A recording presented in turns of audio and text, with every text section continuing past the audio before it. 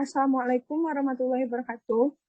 Perkenalkan, kami dari kelompok 5 akan mempresentasikan hasil diskusi kelompok kami. Mata kuliah Hukum Administrasi Negara dengan dosen pengampu Bapak Rizky Syafril, SHI, MSI. Sebelumnya, kami beranggotakan 5 orang, yaitu yang pertama saya sendiri, Stefani Paulina, yang kedua Rati Jevia, yang ketiga Widya Pitaloka, yang keempat Paulia Deanisya, dan yang kelima, Aristika Nanda. Materi yang akan kami bahas adalah instrumen pemerintah. Pokok pembahasannya adalah yang pertama, keputusan tata usaha negara, peraturan kebijakan, dan rencana headline pemerintah. Yaitu tentang tata usaha negara yang akan dibacakan oleh Rati Jevia. Kepada Rati Jevia, dipersilahkan. Baiklah, Assalamualaikum warahmatullahi wabarakatuh. Saya Rati Jevia akan membacakan tentang apa itu keputusan. Keputusan merupakan suatu penetapan tertulis yang diproduksi atau dibuat oleh pejabat tata usaha negara yang mendasarkan diri pada peraturan perundang-undangan yang bersifat konkret, individual, dan final. Pada pasal 1 ayat 3 Undang-Undang Nomor 5 Tahun 1986 dan Undang-Undang Nomor 9 Tahun 2004 tentang Peradilan Tata Usaha Negara memuat ketentuan bahwa yang dimaksudkan dengan keputusan tata usaha negara ialah suatu penetapan tertulis yang dikeluarkan oleh badan atau pejabat tata usaha negara yang berdasarkan peraturan perundang-undangan yang berlaku, yang bersifat konkret, individual, dan final, serta yang menimbulkan akibat bagi hukum seseorang atau badan hukum perdata. Next. Keputusan tata usaha negara bersifat konkret, artinya yaitu objek yang diputuskan dalam keputusan tata usaha negara ini tidak abstrak, tetapi berwujud tertentu atau dapat ditentukan. Bersifat individual, artinya ialah keputusan tata usaha negara tersebut tidak ditunjuk untuk umum, tetapi tertentu baik alamat maupun hal yang dituju. Sedangkan bersifat final, artinya keputusan tata usaha negara sudah definitif, dan karenanya dapat menimbulkan akibat hukum. Keputusan yang masih membutuhkan persetujuan instansi atasan lain belum bersifat final, dikarenakan belum dapat menimbulkan suatu hak atau kewajiban pada pihak yang bersangkutan. Keputusan tata usaha negara memegang peranan yang sangat penting dalam proses penyelenggaraan suatu pemerintahan. Hal ini dikarenakan keputusan tata usaha negara lebih merupakan instrumen administrasi negara yang lebih berorientasi pada pelaksanaan tugas-tugas konkret daripada penjabaran suatu undang-undang. Keputusan tata usaha negara lebih memiliki nilai fleksibilitas serta lebih dimungkinkan untuk menerjemahkan dan mengkomunikasikan kemauan pihak pengatur atau penguasa dan pihak yang diatur demi terwujudnya tujuan bersama. Next. Selanjutnya yaitu unsur-unsur keputusan. Berikut merupakan unsur dalam pengambilan keputusan. Yang pertama, adanya tujuan dari pengambilan keputusan. Kedua, identifikasi alternatif keputusan yang memecahkan suatu permasalahan. Yang ketiga, perhitungan tentang suatu faktor-faktor yang tidak bisa diketahui sebelumnya atau di luar jangkauan manusia. Yang ketiga yaitu perhitungan tentang suatu faktor-faktor yang tidak bisa yang keempat, sarana dan perlengkapan untuk mengevaluasi atau mengukur suatu hasil dari suatu pengambilan keputusan. Next. Selanjutnya yaitu macam-macam keputusan. Secara teoritis dikenal beberapa jenis atau macam-macam keputusan tata usaha negara, yaitu pertama, keputusan deklarator atau keputusan dan keputusan konstitutif. Maksudnya keputusan deklarator adalah keputusan yang tidak mengubah hak dan kewajiban yang telah ada, tetapi sekedar menyatakan kembali hak dan kewajiban tersebut, atau suatu hubungan hukum atau menimbulkan hak tertentu yang sebelumnya tidak dipunyai oleh seseorang yang namanya tercantum dalam keputusan tersebut. Yang kedua, keputusan yang menguntungkan dan keputusan yang memberi beban. Keputusan yang menguntungkan adalah keputusan yang memberi hak-hak yang bersifat menguntungkan bagi seseorang yang namanya tercantum dalam keputusan tersebut. Sedangkan keputusan yang memberi beban adalah keputusan yang menimbulkan kewajiban yang sebelumnya tidak ada. Selanjutnya dikembalikan kepada moderator. Baiklah, terima kasih Rati Jekira. Materi selanjutnya akan dibacakan oleh Paulia Diansyah. Kepada Paulia Diansyah dipersilahkan. Baiklah, terima kasih kepada moderator. Selanjutnya, keputusan kilat dan keputusan permanen. Keputusan kilat adalah keputusan yang hanya berlaku sekali atau keputusan sepintas lalu. Sedangkan keputusan permanen adalah keputusan yang memiliki masa berlaku relatif lama atau menyangkut suatu keadaan yang berjalan lama. 4. Keputusan bebas dan keputusan terikat.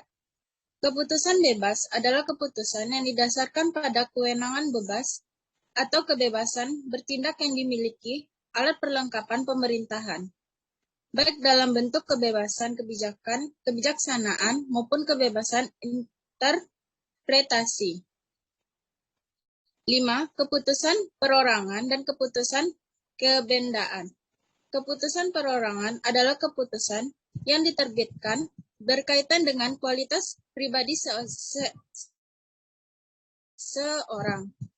Sedangkan keputusan kebendaan adalah keputusan yang diterbitkan berkaitan dengan kualitas suatu benda. Next. 6. Keputusan positif dan keputusan negatif.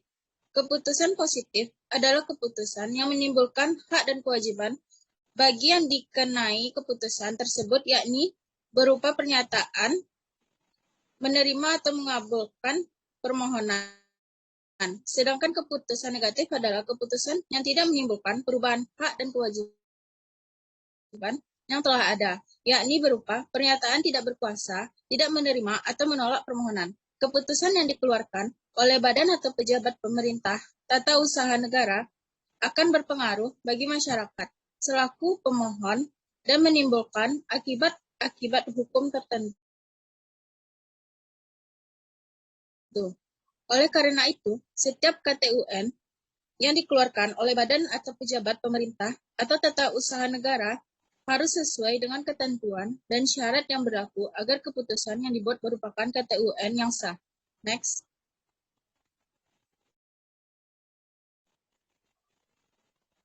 Macam-macam pengambilan keputusan. 1. Keputusan auto-generatif. Keputusan ini diambil dengan cepat dan kurang mempertimbangkan data, informasi, fakta, dan lapangan keputusannya. 2. Keputusan induced. Keputusan induced diambil berdasarkan scientific management atau manajemen ilmiah, sehingga keputusan itu logis, ideal, rasional untuk dilaksanakan, dan risikonya relatif kecil. Proses pengambilan keputusan lebih lambat. Next. Syarat-syarat pembuatan keputusan. Syarat-syarat yang harus diperhatikan dalam pembuatan ketetapan ini mencangkup syarat-syarat material dan syarat formal. Syarat material terdiri dari 1. Organ pemerintahan yang membuat ketetapan harus berwenang. 2. Ketetapan tidak boleh mengandung kekurangan-kekurangan yuridis. 3. Ketetapan harus berdasarkan suatu keadaan tertentu. 4. Ketetapan harus dapat dilaksanakan dan tanpa melanggar peraturan lainnya, serta isi dan tujuannya harus sesuai dengan isi dan tujuan peraturan dasarnya. Baiklah, saya kembalikan kepada moderator.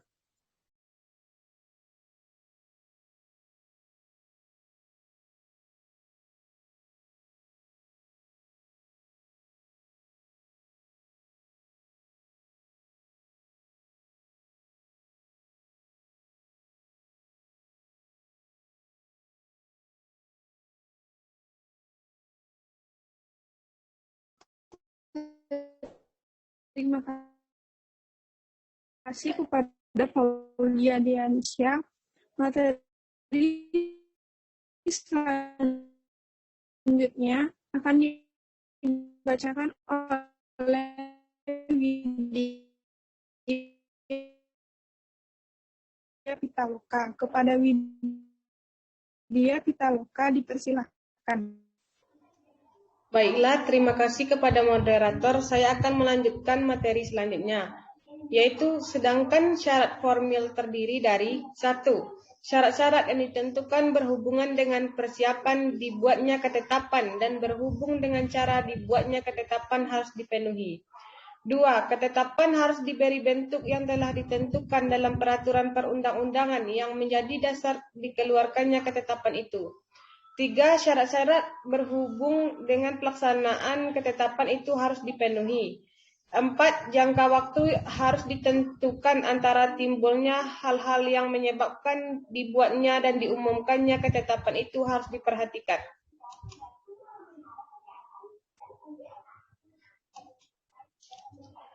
Selanjutnya, fungsi dari dikeluarkannya keputusan tata usaha negara atau KTUN sebagai suatu tindakan administrasi negara atau perbuatan hukum yang dilakukan oleh pejabat tata usaha negara sebagai berikut. Yang pertama, untuk menyelenggarakan urusan pemerintahan baik itu pusat maupun daerah. 2. Untuk mendukung pelaksanaan kebijakan dari pejabat pemerintah. 3. Untuk menimbulkan hak dan kewajiban pada orang lain. 4. Untuk memberikan wewenang dan menghentikan wewenang badan atau pejabat pemerintah. 5. Untuk menyelesaikan sengketa tata usaha. Peraturan kebijakan dalam kurung pengertian ciri-ciri penormaan peraturan kebijakan dan rencana kebijakan. Peraturan kebijakan Belekreges Spiegelrecht Spokdowenggeving Olive Rules adalah ketentuan rules bukan law yang dibuat oleh pemerintah sebagai administrasi negara. Cabang-cabang pemerintahan yang lain tidak berwenang membuat peraturan kebijakan. Presiden sebagai kepala negara tidak dapat membuat peraturan kebijakan. Kewenangan presiden membuat peraturan kebijakan adalah dalam kedudukan sebagai badan atau pejabat administrasi negara, bukan sebagai kepala negara. Dalam bahasa Indonesia, istilah regel atau rule mungkin lebih tepat berpadatan dengan kata ketentuan dibandingkan peraturan atau peraturan perundang-undangan. Dengan demikian, keputusan atau peraturan undang-undang dengan demikian keputusan administrasi negara sebagai Beleit regel dapat dinamakan ketentuan kebijakan. Dengan memakai kata ketentuan akan nampak bedanya dengan peraturan yang dapat berarti sebagai salah satu bentuk peraturan perundang-undangan, yakni peraturan pemerintah atau peraturan presiden. Pembuatan peraturan kebijakan diperlukan dalam rangka menjamin ketaatan tindakan administrasi. Sumber atau berdasarkan peraturan perundang-undangan juga berlaku bagi tindakan-tindakan yang didasarkan pada kebebasan bertindak. Terima kasih, saya kembalikan kepada moderator. Terima kasih kepada Widya Pitaloka. Materi selanjutnya akan dibacakan oleh Arastikananda. Kepada Arastikananda dipersilahkan. Baik, saya ucapkan terima kasih kepada moderator. Adapun ciri-ciri peraturan kebijakan menurut J.H. van Creveld sebagai berikut. Yang pertama, peraturan itu langsung ataupun tidak langsung, tidak didasarkan pada ketentuan undang-undang formal atau undang-undang dasar yang memberikan kewenangan mengatur. Dengan kata lain, peraturan itu tidak ditemukan dasarnya dalam undang-undang. Yang kedua, peraturan itu tidak tertulis dan muncul melalui serangkaian keputusan-keputusan instansi pemerintahan dalam melaksanakan kewenangan pemerintah yang bebas terhadap warga negara atau ditetapkan secara tertulis oleh instansi pemerintah tersebut. Yang ketiga, peraturan itu memberikan petunjuk secara umum. Dengan kata lain, tanpa pernyataan dari individu, warga negara mengenai bagaimana instansi pemerintahan melaksanakan kewenangan pemerintahannya yang bebas terhadap setiap individu warga negara yang berada dalam situasi yang dirumuskan dalam peraturan ini.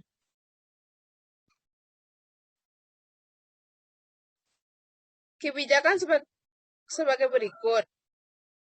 Yang pertama, peraturan kebijakan bukan merupakan peraturan perundang-undangan. Yang kedua, asas-asas pembatasan dan pengujian terhadap peraturan perundang-undangan tidak dapat diberlakukan pada peraturan kebijakan. Yang ketiga, peraturan kebijakan tidak dapat diuji secara wet-matic karena memang tidak ada dasar peraturan perundang-undangan untuk membuat peraturan kebijakan tersebut. Yang keempat, peraturan kebijakan dibuat berdasarkan fresh air Mesen dan ketiadaan wewenang administrasi bersangkutan membuat peraturan perundang-undangan.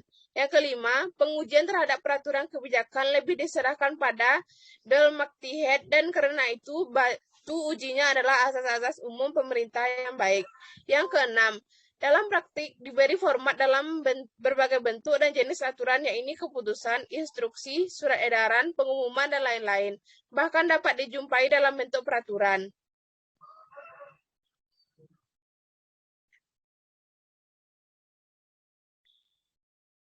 Dalam penormaan Belle-Grace, sama halnya pembuatan dan penerapan peraturan perundang-undangan, yakni harus memperhatikan beberapa persyaratan. Indro Harto memaparkan bahwa pembuatan Belle-Grace harus memperhatikan hal-hal sebagai berikut. Yang pertama, peraturan kebijakan tidak boleh bertentangan dengan peraturan-peraturan dasar yang mengandung wewenang diskresioner yang dijabalkan itu.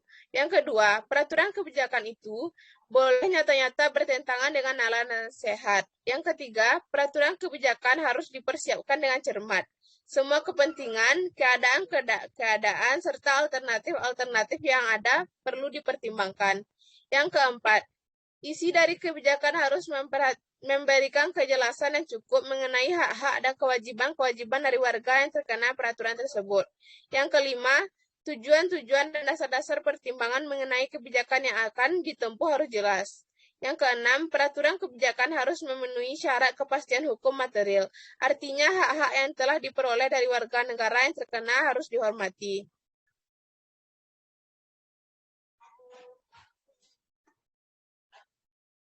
Rencana didefinisikan sebagai keseluruhan proses pemikiran dan penentuan secara matang daripada hal-hal yang akan dikerjakan di masa yang akan datang, dalam rangka pencapaian tujuan yang telah ditentukan. Perencanaan merupakan fungsi organik pertama dari administrasi dan manajemen. Karena tanpa adanya rencana, maka tidak ada dasar untuk melaksanakan kegiatan-kegiatan tertentu dalam rangka usaha mencapai tujuan.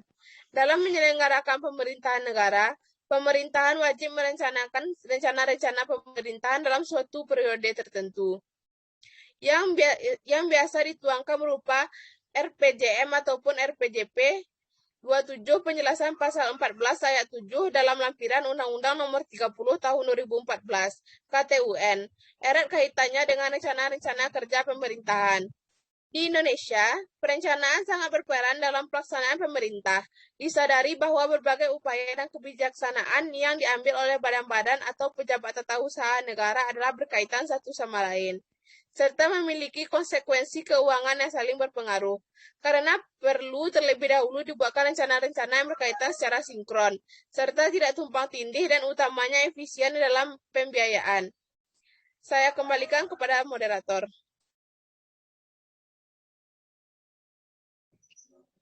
Baiklah, selanjutnya saya sendiri akan membacakan materi. Perencanaan dapat dikategorikan yaitu sebagai berikut. Yang pertama, perencanaan informatif, yaitu rancangan estimasi mengenai perkembangan masyarakat yang dituangkan dalam alternatif-alternatif kebijakan tertentu.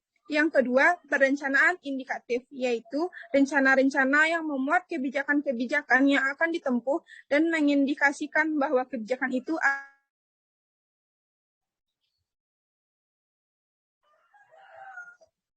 Dan yang ketiga, perencanaan operasional atau terdiri dari perjanjian, dan ketetapan-ketetapan. Next.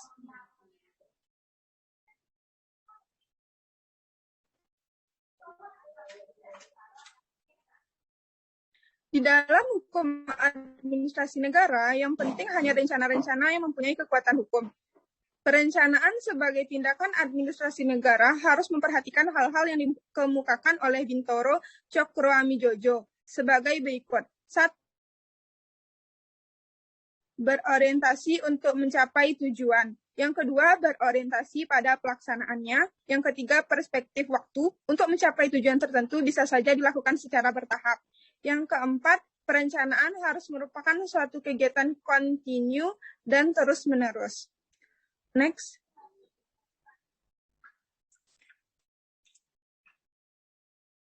Dan kesimpulan dari materi yang kita bahas ini adalah kedudukan suatu keputusan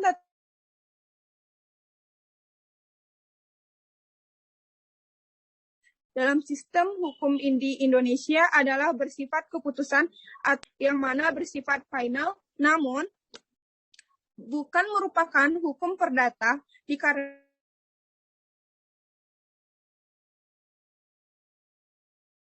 keputusan tetap mengacu pada peraturan yang bersifat publik. Dalam pelaksanaan sebuah keputusan, peraturan perundangan yang berlaku agar keputusan tersebut tidak berujung pada persengketaan yang diselenggarakan oleh Peradilan Tata Usaha Negara.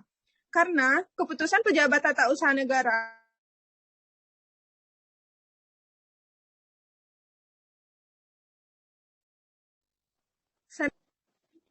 Next. Karena keputusan pejabat tata usaha negara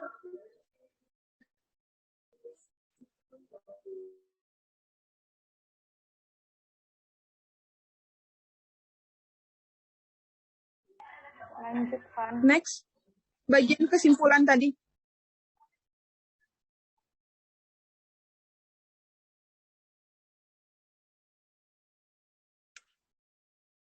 Karena keputusan pejabat tata usaha negara senantiasa menjadi objek peradilan tata usaha negara.